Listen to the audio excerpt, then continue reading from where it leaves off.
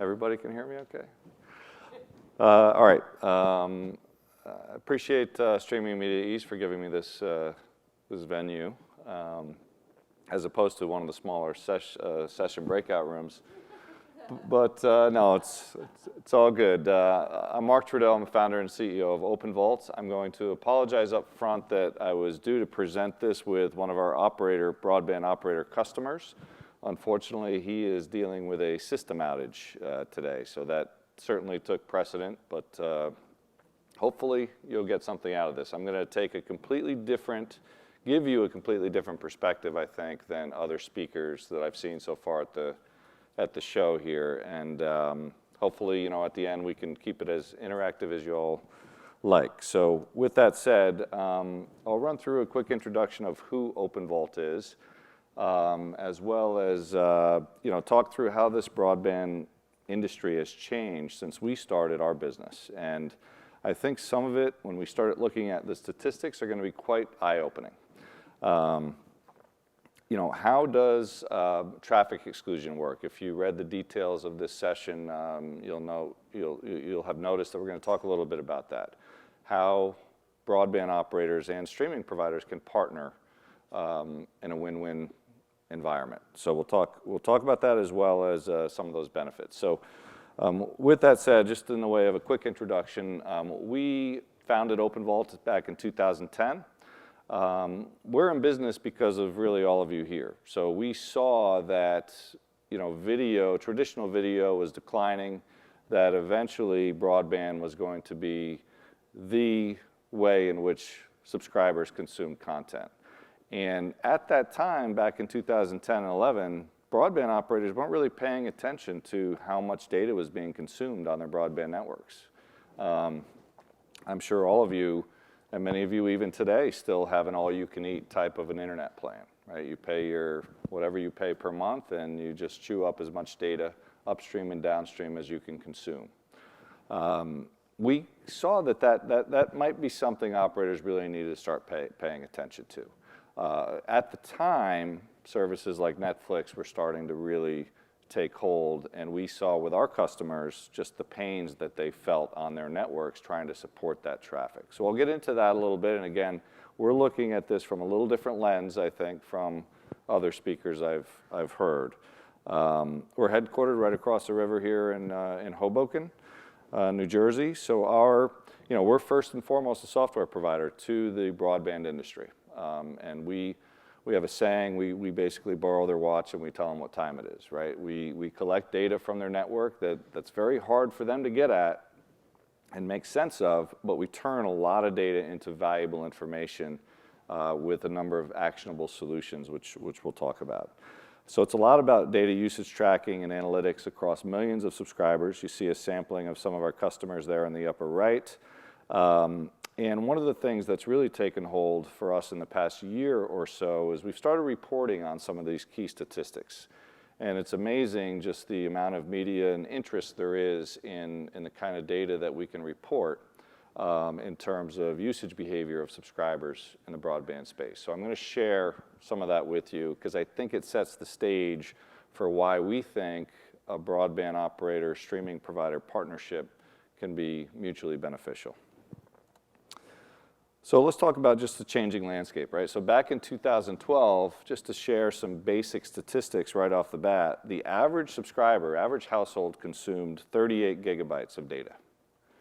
Okay, the median usage was about 12 back in 2012. At the time, power users were considered those subscribers that would use more than 250 gigabytes. That was less than 2% back in 2012. Okay, many subscribers at that time that were at those levels were considered abusers. And I could give you other names that operators use for those subscribers. I heard everything from pigs, hogs, you can't imagine, the operators, because these subscribers, remember, these are shared networks, right? So one subscriber shares a node, without getting too technical, with 200 other subscribers. We sometimes see that one subscriber can be using 80% of the available bandwidth on that node, causing poor service for everybody else.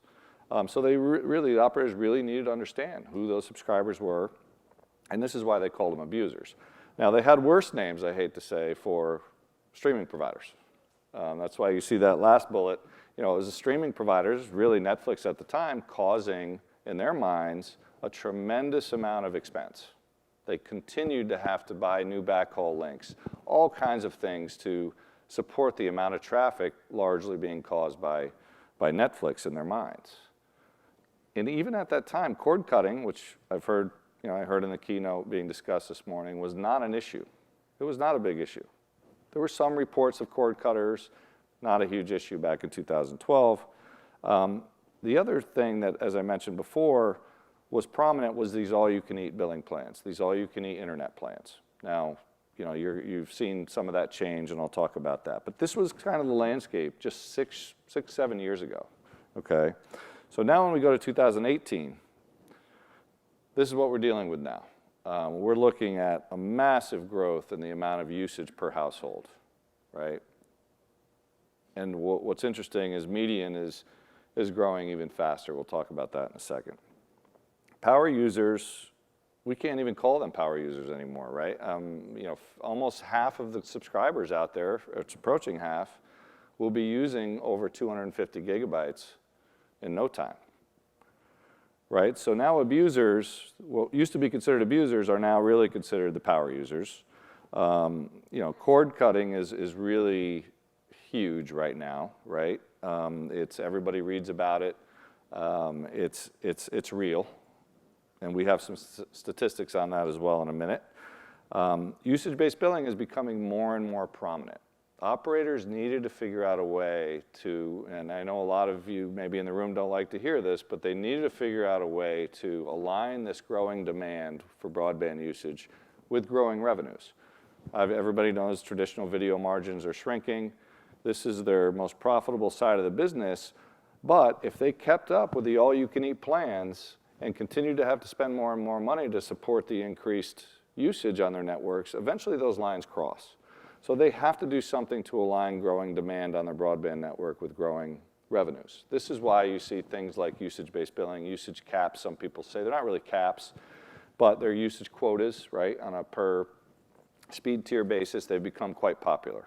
And I understand if you don't like it. Sorry, we're the ones that actually deploy that for a lot of these operators, but it's necessary because that one customer I mentioned before that can cause a service problem for 200 others, that operator will have to go split that node. Again, without getting too technical, they'll have to expand capacity. And that's going to be a $15,000 to $20,000 project for them because of that one customer. So how do you curtail that? How do you try to monetize that one customer by deploying things like usage-based billing? With all that said, because of those types of rating programs, streaming providers aren't necessarily considered foes anymore. They're friends. If you're driving traffic, whether you're a technology provider improving the quality of the video, which means more gigabytes consumed, or you're a streaming provider that's got a lot of subscriptions and a lot of people on the network are driving traffic, these operators actually like that now because they have finally understood that growing demand for their broadband network is a good thing. Who doesn't want a product that's in high demand? But they've only gotten there once they started to realize they can monetize that themselves. Okay, so just to give you a few more data points because I know a lot of you have probably never seen some of this kind of data, and this is what I meant when I said that we're kind of looking at this through a different lens, right? So if you take January of 2018 to January of 2019, what's happening is operators continue to improve the speeds that they offer their customers, right? They're upgrading their network to allow for faster speeds. You've all heard about gig service and everything else. So there's been a concerted effort to either provide existing subscribers with a faster speed for what they're already paying for, or right-size them for their level of usage. One of the things we help our customers with, our broadband operators with, is helping identify who are those subscribers that maybe are on a 10 megabit per second plan, but they're power users. They would be a much happier customer if they were on a higher bandwidth speed. right? Because they're probably trying to stream multiple videos inside their home at the same time. It's difficult at 10 megabits per second, to say the least. They might have a 4K TV, which isn't even going to serve up the right quality video at that speed. So there's been a big effort for operators to shift those customers up, and they've been successful in that. So, but what that does is it increases the amount of volume and the amount of consumption. Okay, so, and that's where I'll share some more specific data here. I talked about 38 gigabytes per household back in 2012. That number is now 270 gigabytes on average per household. The median usage is growing even faster than the mean usage, which tells us it's the entire customer base using more, right? It's not just a few power users dragging up the average. Now that presents a challenge, even bigger challenge for the operator. If it was just a few subscribers and, you know, dragging up the average, they could handle that issue. But because everybody's moving up, it's presenting a lot of challenges for them to keep up with that kind of demand. We talk about power users, and again, we went from 2% now to, at the end of 2018, to over a third of subscribers, over 250 gigabytes. We determined, you know, as we report this data to the industry, that's not a power user anymore. If you have a third of your customers using that much, we have to change the definition of a power user. So we started looking at a terabyte. Which households were consuming a full terabyte of data? And so down here, this bottom right line represents that. So if you look at 2017, it was about where the 250 level was in 2012. You're already seeing that number grow even faster than the 250 level.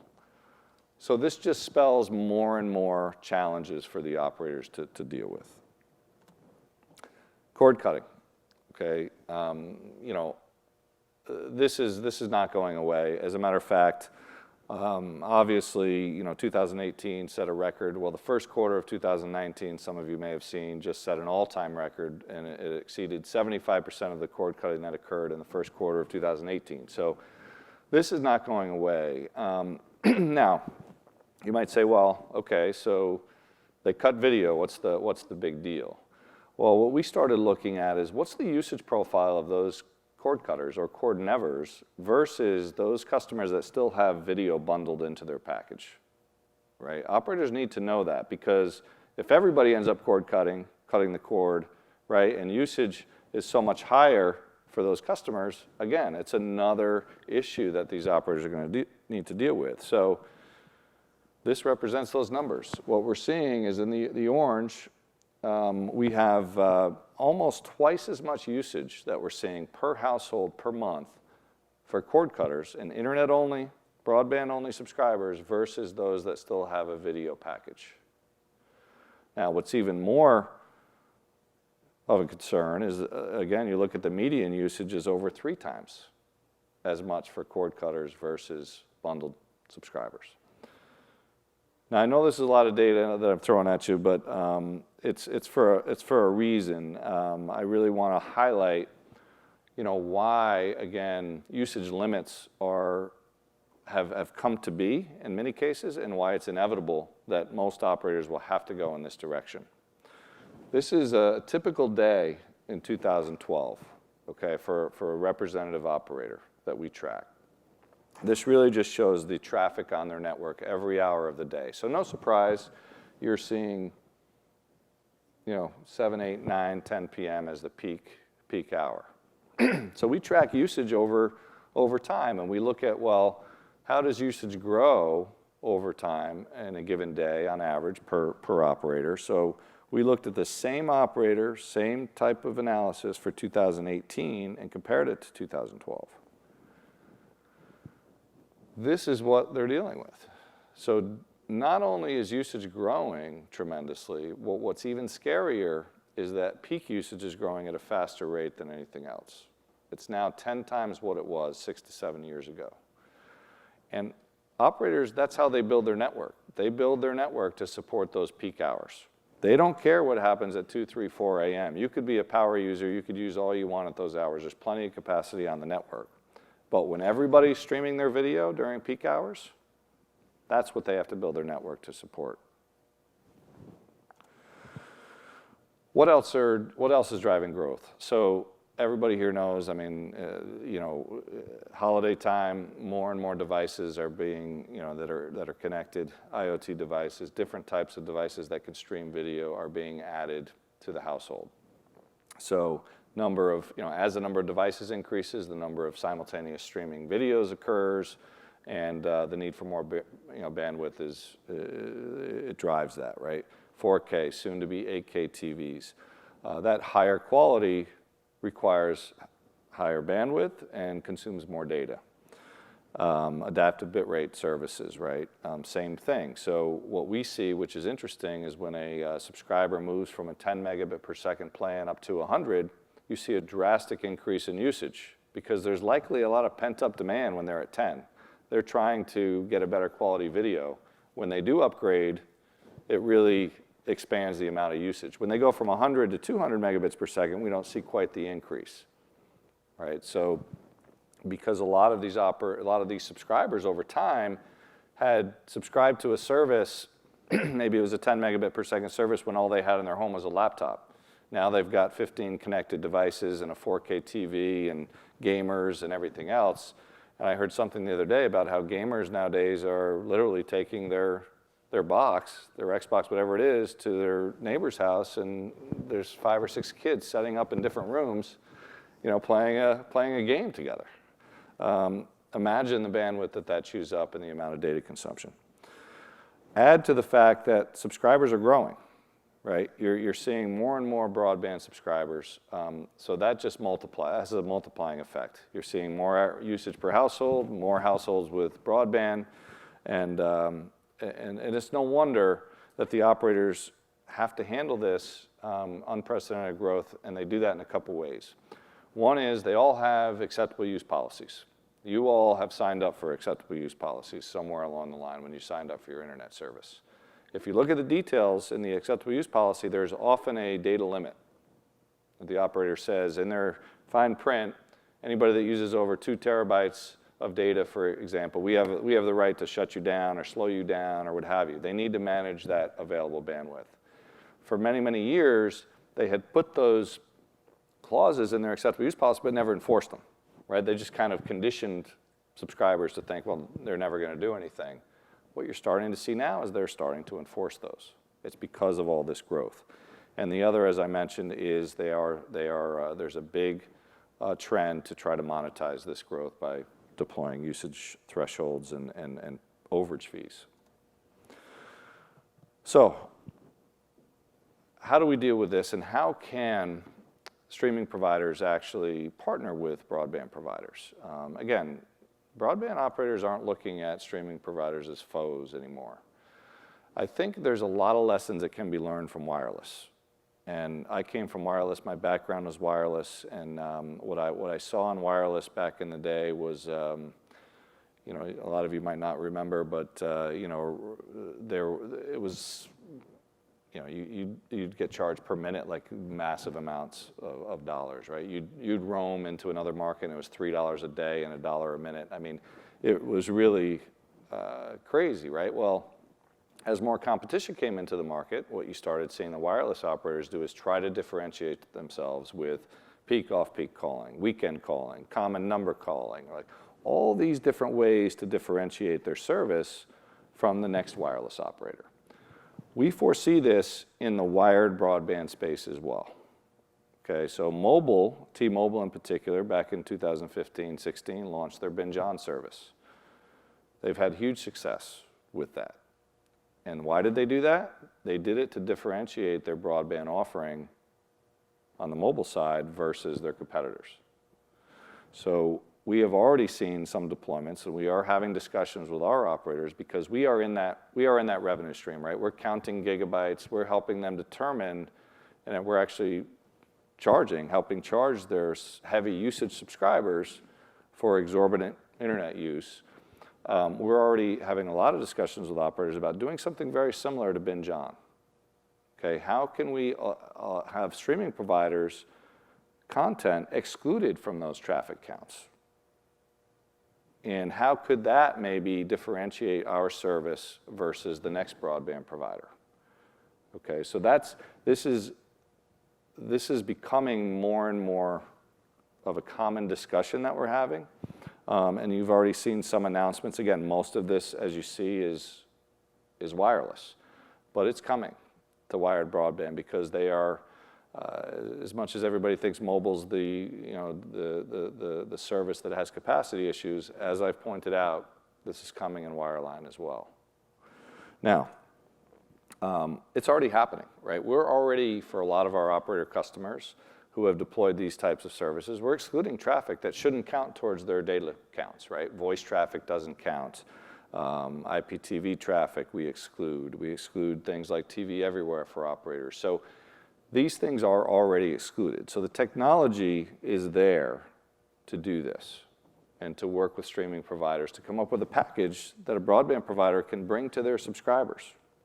We'll talk a little bit more about that here in a second. But how does it work? And this is very high level, obviously. A subscriber today that selects a high-speed data plan might have a 250 gigabyte limit, and then they're going to get charged when they go over that limit, right? But they're using all these streaming services or some subset of these, obviously. That all causes them to go over their cap and ultimately get charged extra fees for their broadband service. But with this model just discussed, they have the ability to potentially exclude certain types of streaming content and bring that subscriber back in line with the plan that they have, making them a happier customer, and ultimately possibly providing some new subscriptions for streaming providers.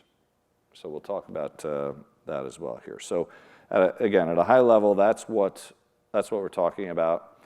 How is this a win-win? And it's not just a win-win, it's a win-win-win, really. So for the subscriber, they get to consume, a lot of their favorite content without being charged and without being worried about extra fees, right? They can avoid those acceptable use policy violations that we spoke about. They'll have another choice, right? Right now, there are typically broadband operators offer maybe 3 or 4 options for bandwidth. This will give them another option, another way of packaging their broadband solutions, and another choice for consumers. Why is this valuable for the operator? Okay, it gives them some unique marketing options, right? It allows them to differentiate, again, their broadband offerings versus their competitors, whether they're doing usage-based billing or not. Even if it's just acceptable use policy enforcement, they could say, look, we're not counting this traffic towards acceptable use policy traffic. It's actually, because it's already being done, it's straightforward, it's resource light to deploy, and it does soften that acceptable use policy and usage-based billing message. If I'm an operator and I'm going to market with usage-based billing, my biggest fear is my customers are going to be outraged. Well, first of all, I'm here to tell you that rarely happens. Subscribers understand that this is coming, and operators typically assign their usage thresholds at such high levels that really only the top 1% or so of subscribers get impacted. But even with that said, it's a tough message to go to market when you've been unlimited forever and say, now I've got limits on my broadband. So being able to say, yes, I have limits, it's only going to address the top 1%, and oh, by the way, your favorite content's not even being counted. It softens that message. So a lot of benefits for the operator. For the streaming provider, you become the friendly OTT service, right? Lots of co-marketing opportunities to get directly at that subscriber that the operator already has a billing relationship with. It would inarguably drive subscriptions. If I'm a consumer and I'm looking for a live TV streaming service, and this one is excluded from my traffic and this one is not, which one is the subscriber going to select? And it really just, again, gives the subscriber more options, and those OTT service providers that are in this mix are going to be the favored streaming providers. So how do we enable that success? And this, I won't spend much time. We'll get to any Q&A that there might be here in a second. But our technology, we exclude the traffic for the operators. We're doing all those counts per household of gigabytes. We have the ability to identify specific types of traffic and exclude that from the counts. we do the rating and the charging for the operator. So we do the balance management. We help them understand how much each of their subscribers is consuming so that if they decide to charge overage fees, we do that rating and feed that to their billing system. Targeting subscribers for this type of service. We know exactly what everybody's using and whether they're bumping up against their thresholds or not. So we can work with the streaming providers and the operators to target those subscribers that might actually benefit from this program. So, and then of course, data collection and analytics is what we do for a living, and reviewing the success of these programs, and then applying machine learning and getting better and better and better is what it's all about. But so this can add subscriptions. This can again prevent maybe some extra charges by subscribers, and ultimately differentiate again operator bandwidth from other offerings in the market. So that is it. Again, hopefully you saw this a little different perspective, I know, than you're probably used to seeing at this event. So happy to answer any questions if you have any. And if not, yeah? So when are we going to see the slides? Very useful. The slides, the presentation slides. Yeah. We're going to make them available. We're going to make it available, as well as the presentation itself will be available up on the Streaming Media East site. Yep. Yeah. Now, definitely the problem or the problem you presented and the solution with respect to how network operators and content providers can mutually depend on each other and share the benefits. It's not new. I have looked at that problem before. By the way, my name is Dr. Schurz. I work for Sienna Corporation. It's a bandwidth system vendor. So, for example, if you take a major streaming company, such as Netflix, coming into your network, it's going to eat up to 30% of their bandwidth. So, the network operator has to provision that bandwidth, extra bandwidth. And they're asking themselves, my customers, my broadband customers, already pay me less than $50 a month. And this proposition to put caps on data usage has been proposed before, and currently it's even done. Bell Canada, for example, they put that cap. I don't know whether it's up to 300 gigabytes or something. Actually, Comcast does have that, but you wouldn't know it, as you said, it's a fine print. Right. You start bumping their rate. Correct. So, with respect to, say, Bell Canada, when they put that cap a few years back, then you see Hastings, Netflix CEO, crying wolf, what's all this? Right. Why? Because when they moved from streaming HD to 4K to give the end user better quality of experience, you know what that means in terms of data usage? 4 times more data usage. But as you mentioned, the network, the end users don't like any such caps. And if they don't have an option, that's fine. But they have a competitive offer for either Telus or some other person in their area, they were likely to switch if they can get Netflix on the other network. So, but the inevitability of data caps coming is in wireless and been long accepted. But it is inevitable that it's also going to come to wired network, because after the analysis I did on this, the easiest way to convince a network operator such as AT&T, Verizon, or the major network operators to deploy that extra bandwidth to support major streaming companies is to give them the incentive that to tell them that they're going to be able to monetize the extra bandwidth by charging, putting caps. And that caps means you go to something like unlimited plans and so on. And so, well, if you bump against your cap, we charge you an overage. Otherwise, pay us an extra, I don't know, $5 or something per month, and then you have limited data. That was a beautiful business plan, as I see it. But the question is it ever going to take hold? And that's my question to you, because that's the only way that we saw that the network operators could be kind of cajoled into being a partner in this arrangement. Without that, it's difficult to see how else anyone can do it. So I don't know that it will ever become popular.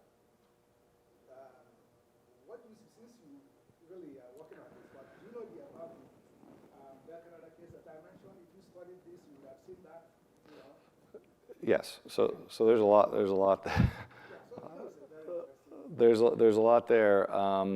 So we believe it's inevitable, and you know, we have a lot of proof points of that because we have a lot of customers, and more of them are moving in this direction. And I think in the past, one of the reasons that operators shied away was, number one, they were afraid of customer backlash, right? And they will get subscriber backlash. There'll be 30 days of that, but then it dies down. There'll be some FCC complaints. There'll be all of that type of thing that occurs. But inevitably, that goes away relatively fast. So that's one reason that they've resisted in the past. I think that one of the things that we're seeing is now we have real data on the results of these types of programs. And in the past, we didn't, right? Everybody was kind of taking a little bit of a different approach. Some would set limits so that the top 5% would be impacted, others the top 1%, others would at the same time put forward an upgrade campaign, and some would educate their customers for 6 months before they launch. There's so many different flavors of how it was done in the past that it was difficult to provide tangible results in an ROI on that type of a program. Now what we're seeing is a lot of these operators that we've worked with for years have had this in place for years. And so we have some real solid data on what is an operator that has usage-based billing and usage thresholds in place, what's their usage profile look like for their subscribers versus those that don't have it in place. And what you're starting to see is a big difference in usage behavior and usage patterns of those subscribers that are faced with usage thresholds and usage-based billing versus those that aren't. And what you're also seeing, which is even more pronounced, is the difference in the amount of power users / abusers, if you will. Because those are the ones that get hit the most. It's quite different. Like I put up a stat, 4% or so of subscribers using over a terabyte. If I were to break that out, those with usage-based billing would be in the 3 range, and those without usage-based billing would be in the 5 or 6% range. So I think because of some of those case studies, and the other thing I will point out is one of the common misperceptions, and I think this is where people, I know, look, cable, broadband in particular, cable operators have a bad name, the whole thing, but when they deploy usage-based billing, it's not about always getting overage fees. If they set their limits at 1% of subscribers impacted, they're not going to make a lot of money on the overage fees. Where the increase in ARPU, their average revenue per unit, comes from is subscribers self-selecting to upgrade their service. Because when they set those thresholds, they provide a higher threshold for each speed tier that you go up, right? So a 10 megabit per second plan gets maybe a 300 gigabyte speed limit, where 100 meg gets a terabyte. So what you start to see is when you deploy this and you launch it, even if a customer's not even near 300, they self-select to upgrade to the next speed tier. And by the way, they probably need to anyways, based on the devices in their home and the demand for bandwidth. So the increase in revenue that the operator gets is actually customers self-selecting to right-size themselves to the right bandwidth tier. It's not the overage fees. So I think because of all those lessons learned, we're starting to see, again, more and more operators move in this direction. And so I do happen to believe it's inevitable because this is, again, especially cable broadband is a shared service, right? There's major capacity issues that they have to deal with. And unfortunately for them, as I mentioned up front, you can have 1 or 2 subscribers costing them tens of thousands of dollars. And that's just to expand the capacity on that part of the network to handle that one customer. That doesn't even factor in the phone calls coming in from the other 199 customers impacted by that customer and the amount of trucks you're rolling out to try to fix the issue, which you can't even fix because it's a network issue, right? So a lot of wasted expense as well, caused by those real power users. So how do you handle that? You try to monetize them. Now, yes, I kind of follow up commentary. So Netflix, the way they are treated, let's say Netflix has some arrangements not too long ago with Deutsche Telekom, that's T-Mobile, Mm-hmm. over their network. But when, for example, if I'm using Netflix and Netflix doesn't have a specific agreement with my network, my broadband operator, so and my network operator has these data caps, so that limits my, it makes the end user, aware and always mindful of how much time I spend, so that I don't bump on my, my limit. What Netflix did was to scale down, jack down the bit rate, Right. which delivers in 4K. And that's a compromise on quality. That's right. So if you want to have this best of two worlds, you want higher bit rates for whatever, so you have 4K, that gives you higher quality. Right. But then that higher bit rate means higher data consumption, Right. which the end user is afraid of. Right.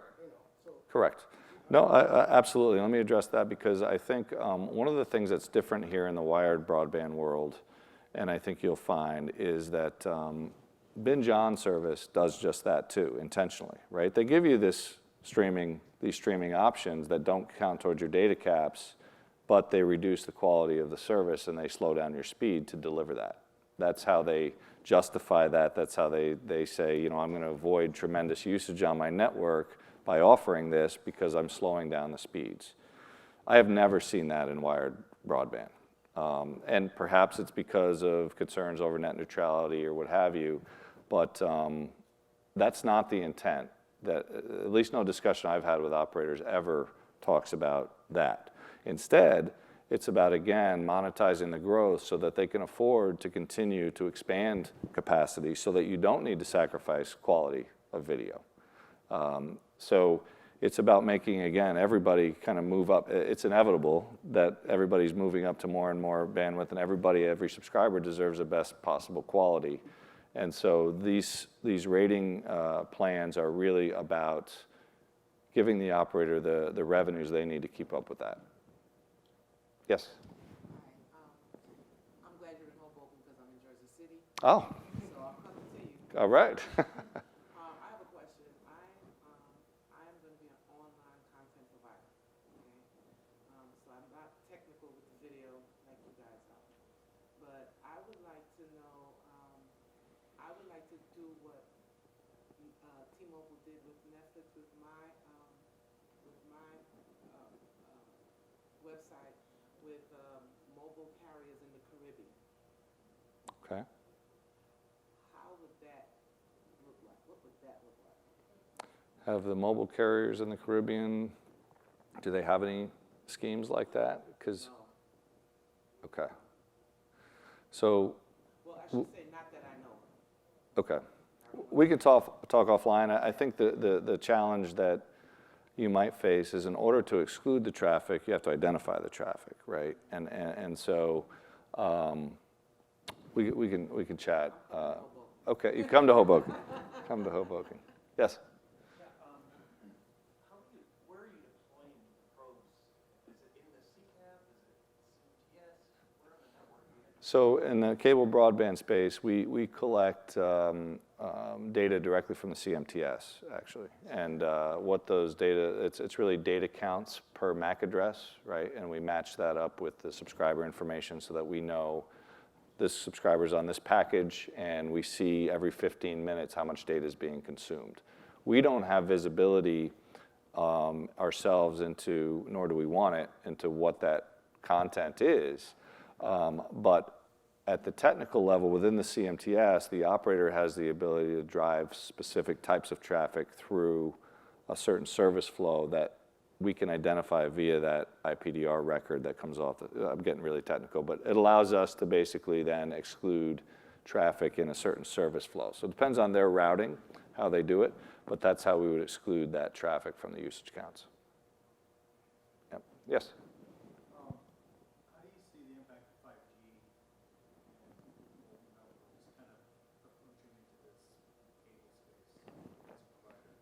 If I had $1 for every person that asked that, you know, it's such a big level of interest by financial analysts. And I mean, it's one of the things that I don't think anybody really knows. There's been a lot written about it. All I can tell you is that in our world, because we report on this kind of data, we do get asked a lot of questions by financial analysts and so forth that say, what percentage of subscribers are using between X and Y data and have this speed or lower? And so what they're doing is they're now looking at the 5G offerings that are out there that have been announced, and they're saying, well, what is the exposure to the cable operators, right? Based on, you know, those subscribers that they think fit into those packages that are being offered out there now that might be attracted to those packages. You know, I personally, I mean, this is just me. I don't think the impact is going to be nearly what people, you know, what some people write about.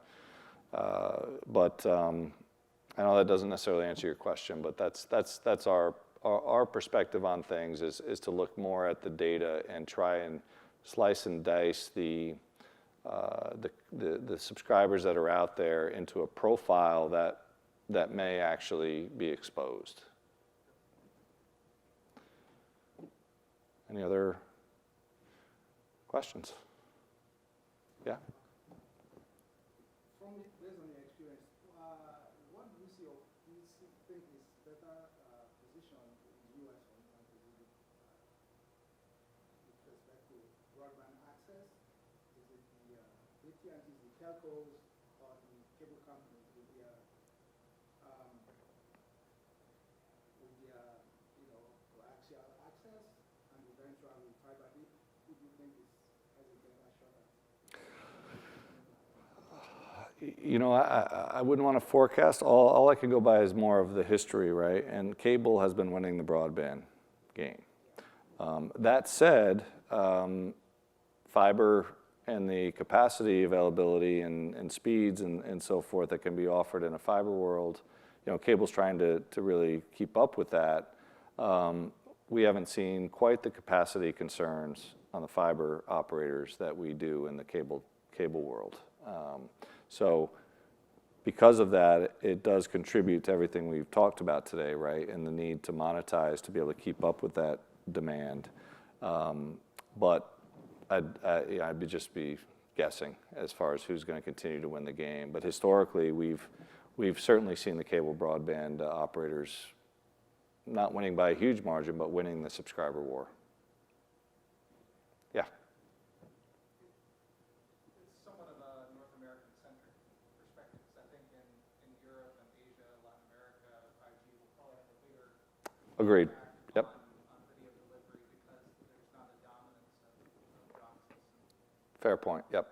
Fair point. And we do track some usage. Certainly, we have some European customers.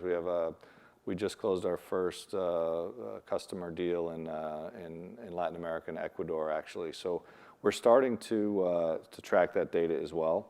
One of the interesting things about Europe, and I agree, if you are of the belief that lower usage subscribers currently are certainly exposed to 5G versus the real power users, Europe certainly has a larger percentage of what we would consider low users today. Europe is running about 2 to 3 years behind the US in terms of all those stats that I put up there, average usage per household, everything. And a lot of that's driven by the fact that Netflix, you know, let's call it like it is. They entered Europe later than they did the US. Absolutely, absolutely. So there's lots contributing to that. But it's interesting when you look at the data, it's almost eerie that it's tracking literally almost 2 years to the month exactly where the US. So in a way, that's great that we can help them predict, you know, what's going to happen into the future because we've got a number of years under our belt in North America. Do you think 5G will be, you know, for example, if you want to get to ubiquitous coverage, it's based on millimeter wave, 5G access, millimeter wave. So basically, by line of sight, so it makes the cell very, very small. Yeah. You know, and I'm not an expert in that. All I know is I've read a little bit about the CapEx spend that's going to be required to make that happen is a lot more intense than what a lot of people realize and think. Yeah. 20-something, 30-something gigahertz, so you don't have the benefit of signal diffraction that the neighbors will use their cell phone here. Right.